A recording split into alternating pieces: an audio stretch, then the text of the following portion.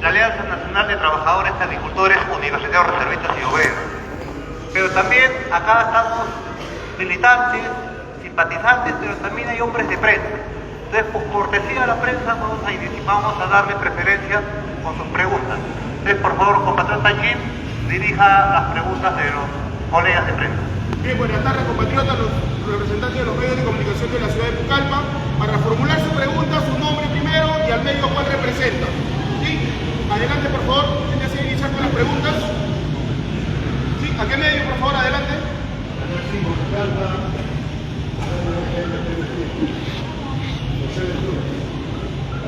¿Qué le motiva? ¿Cuál es la ¿qué le motiva? ¿Cuál es el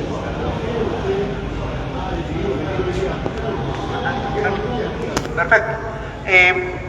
Estoy acá por motivos políticos electorales, porque represento a la organización política inscrita ya en el Jurado Nacional de Elecciones y en condiciones de competir en una elección nacional. En cualquier momento, Alianza Nacional de Trabajadores, Agricultores, Universitarios, Reservistas y Obreros, cuyas siglas son ANTAUR. Entonces, el motivo por el cual estoy acá es elemental: organizar al partido. Ustedes saben que tenemos que tener presencia en las 4 provincias de la región Ucayali, pero también consolidar un buen comité ejecutivo regional. Acá ha habido militancia, ha habido dirigencia, tenemos dirigentes antiguos como Walter Merino de Aguaitía, dirigente cocalero, 20 años, combatiente y leal al partido. También tenemos cuadros nuevos como la compatriota Marecha. Y en síntesis, compatriotas, acá cuando iniciamos la inscripción electoral, los etnocaceristas aplicamos una estrategia doble, porque teníamos temor o previendo los problemas u obstáculos que nos iba a interponer el Jurado Nacional de Elecciones, y no nos equivocamos. Es por eso que inscribimos 2 organizaciones a la vez. Uno fue Perú, o sea, Partido Etnocacerista Revolucionario Unido, y el otro fue ANTAUR. Los 2 en paralelo, y los 2 cumplieron su función, porque por tener Perú la palabra etnocacerista fue saboteado y negada su inscripción en el jurado, pero el jurado se distrajo con la palabra etnocacerista y dejó avanzar a la otra organización, que era Alianza Nacional de Trabajadores. Finalmente nos eliminaron a Perú, pero logramos la inscripción de ANTAUR. Entonces ha sucedido en varias regiones que los compatriotas de Perú como que se hubieran quedado en el aire, pero no es así. En todas las regiones ya se han dado directivas, aparte que son nuestros hermanos. Hay etnocaceristas del Andahuaylazo y cautivos en la prisión, tanto en Perú como en ANTAUR. Son igual de etnocaceristas, igual de revolucionarios, son las caras de la misma moneda. Entonces, simplemente por razones de estrategia electoral, hicimos esta jugada. Pero ahora ya estamos en otro momento, ya estamos inscritos. Entonces, se ha dado la orden desde hace medio año en todas las regiones que todos los compatriotas de Perú ingresen al Tauro y se refundan esas 2 organizaciones en una sola, pero bajo el nombre de Antauro y el símbolo de Antauro, porque es lo que está inscrito en el partido. Igual si hubiera inscrito al Partido Etnocacerista Perú, sería al revés, pero tenía que suceder de alguna manera. Entonces, el motivo, compatriota, por el que estoy acá es no solo hacer presencia política y electoral, sino también unificar a las dirigencias partidarias. Y mañana yo me estoy yendo a la tarde, pero confío que para mañana al mediodía ya tenemos una unidad inicial. Esa es la respuesta. ¿Otra pregunta? Siguiente pregunta. Un medio local. Siguiente pregunta. Adelante.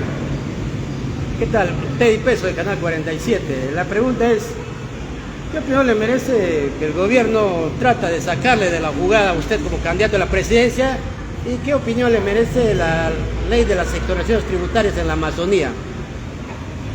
Efectivamente a nosotros estamos todavía defendiéndonos de la ofensiva de la Fiscalía, que le ha solicitado solicitado a la Corte Suprema despojarnos de la inscripción electoral que la habíamos logrado legalmente. Entonces estamos peleando eso, pero estamos confiados, tenemos buenos abogados también, que vamos a ganar eso. No revisen ningún peligro, es estupidez de la Fiscalía simplemente, y nos hará propaganda gratis a nosotros, lo agradecemos. Ahora, la ley de exoneraciones.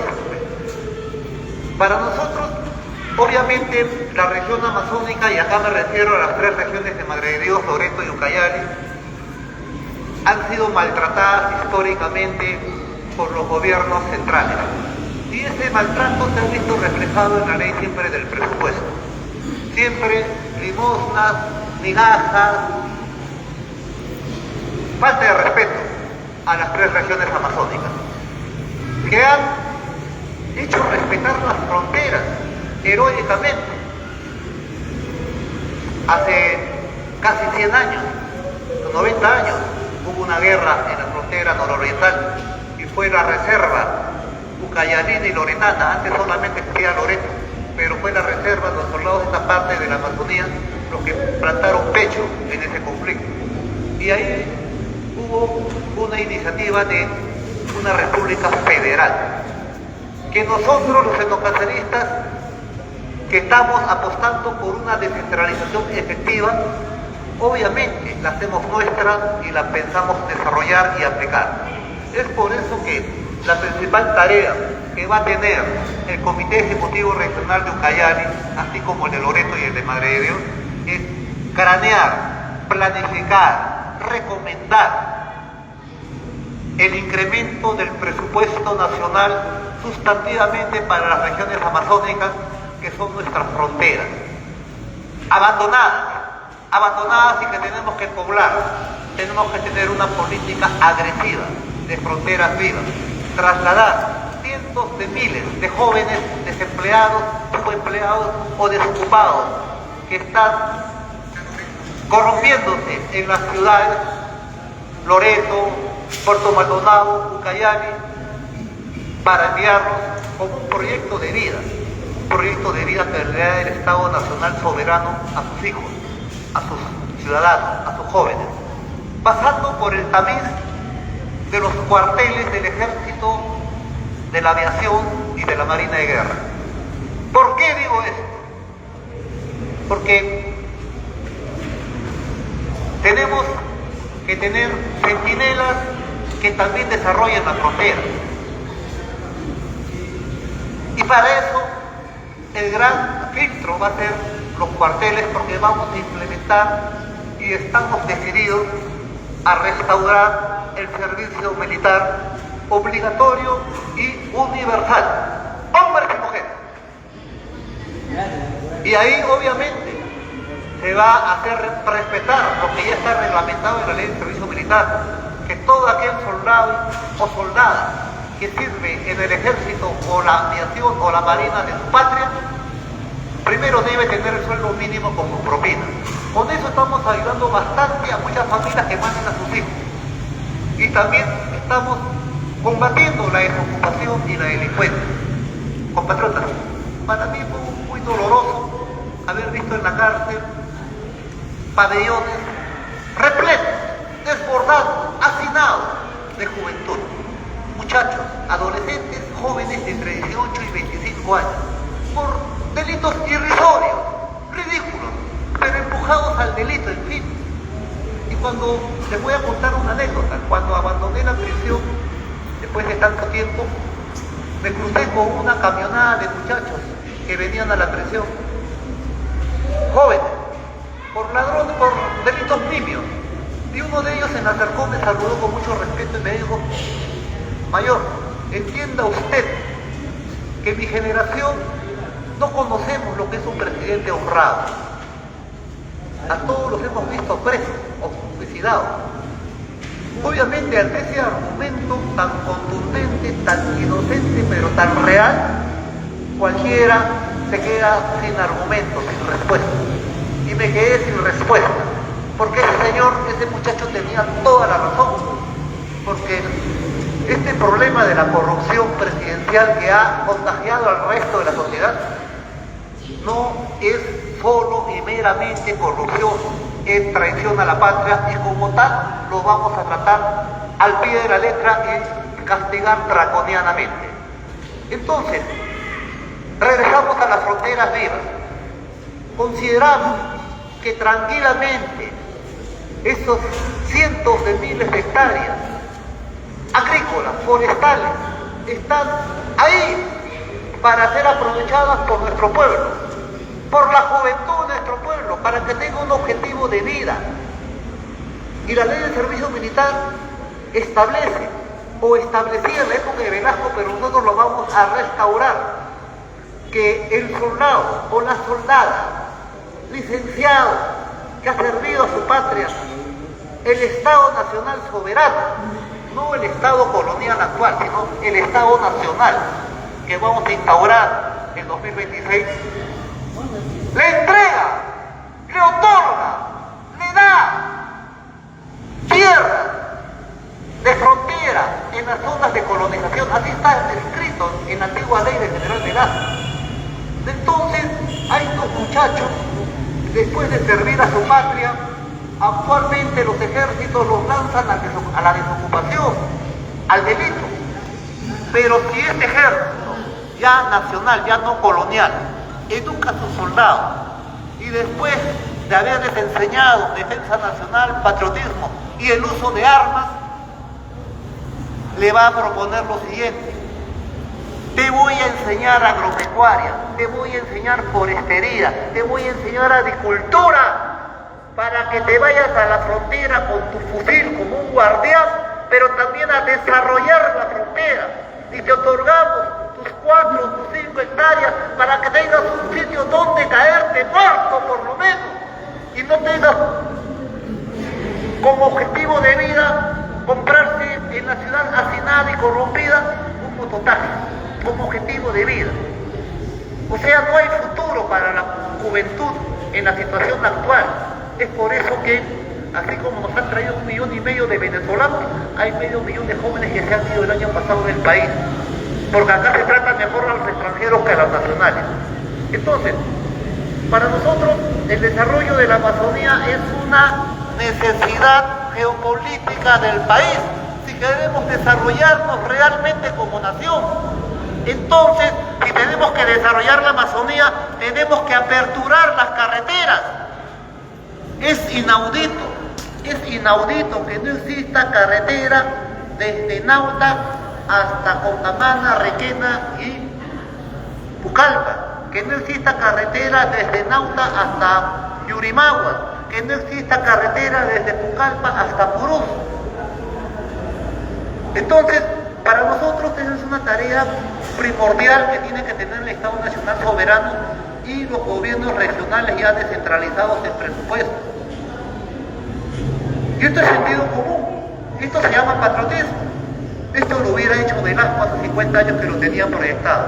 Pero repito, desde que Velasco murió y fue traicionado, nos han gobernado la antipatria, nos han gobernado puros traidores o extranjeros como Fujimori o Kuczynski, que nos ponen una constitución antinacional, o Kuczynski el gringo nos trae 1,5 millones de lumpen venezolanos que nos quita trabajo y nos asalta y nos corrompe. Entonces, compatriotas, hay mucho que desarrollar, yo lo sé, y por eso, si respondo a la pregunta nueva, yo tengo el deber de regresar acá cuantas veces sea necesario, y ustedes se pongan de acuerdo a hacer un programa. Yo vengo porque es mi función, para eso estoy acá. Ustedes tienen todo el derecho a exigirme eso porque yo estoy para servir. Gracias, compatriota. Otra pregunta. Siguiente pregunta. Habló de traidores.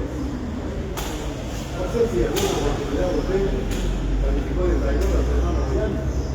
No solo eso, está en la lista de fusilamiento. Y ahora, ¿cómo califica la posición que ha tomado esta presidenta, que fue elegida por un partido radical de izquierda, no es Perú Libre? Así es. Y se ha coludido con la derecha.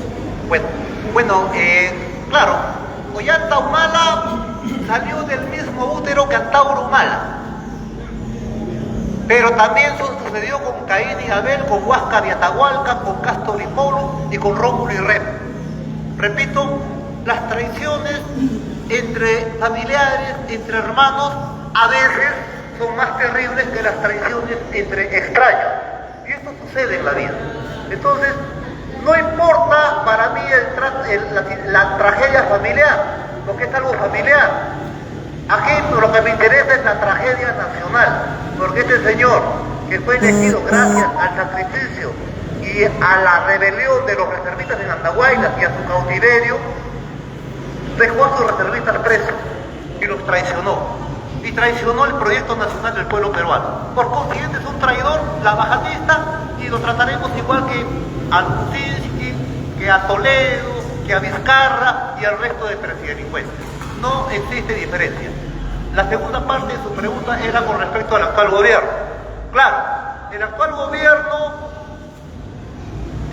empezó con una plancha presidencial de Perú Libre y se presentó en las elecciones del 2021 con 3 guayques, digámoslo así, que conformaban la plancha, Perú Libre. ¿Me acuerdo? Pedro Castillo, Dina Boluarte y Vladimir Cerrón, inscritos por un partido marxista-leninista como es Perú Libre.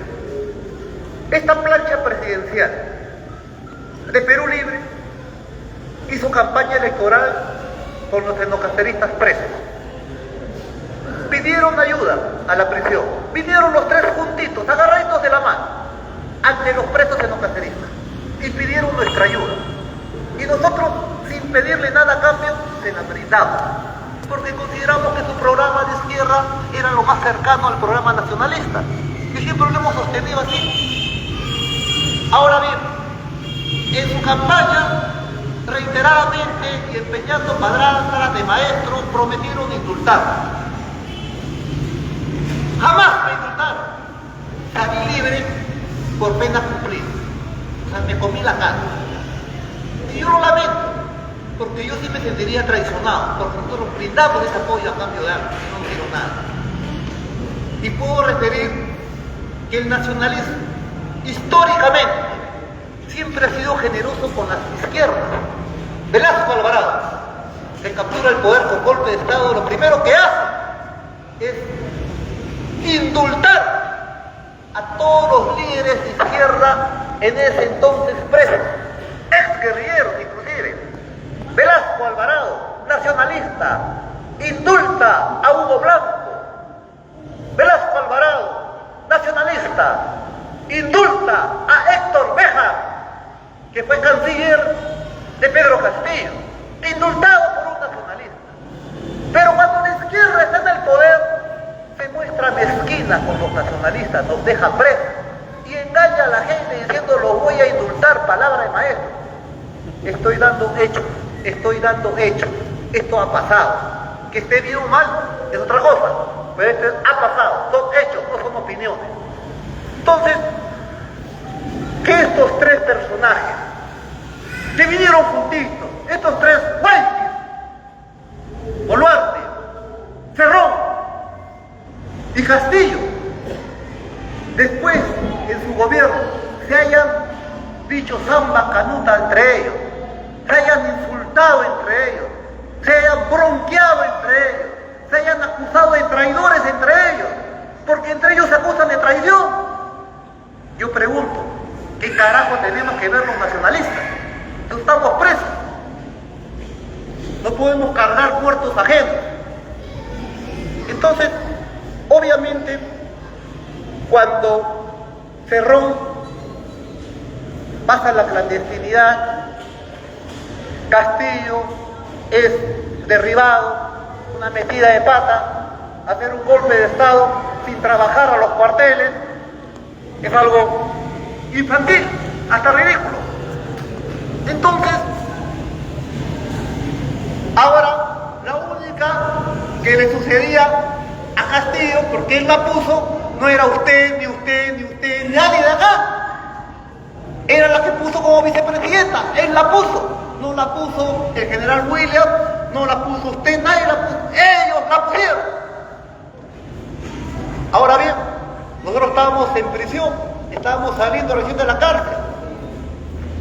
Y ahora vemos la tragedia. Un gobierno de izquierda que después termina hipotecado a la derecha, más antinacional, más traidora. y a eso se ha llegado. Guatemala a Guatepeor, un paso adelante, dos pasos atrás. Y esto es una desgracia que tenemos que afrontar y pechar. Pero repito, lo que dije al salir de la prisión, la derecha fracasó históricamente y la izquierda, en ese entonces estaba Castillo, y me acuerdo porque una semana antes que yo salga libre, Pedro Castillo, a quien ayudamos en su campaña a cambio de nada, se fue a Estados Unidos. Acuérdense, compatriotas, cuando Pedro Castillo viajó a Estados Unidos y a los 2 días regresó, y lo que más me impactó fue que lo primero que dijo en el aeropuerto fue: por favor, busquen América para los norteamericanos. Acababa de entrevistarse con el presidente norteamericano. Entonces yo siempre me preguntaba desde mi celda, carajo, ¿de esos partidos de izquierda qué mierda es? Mantuvo a Julio Velarde en el BCR, gobernó con la constitución de Fujimori y Montesinos,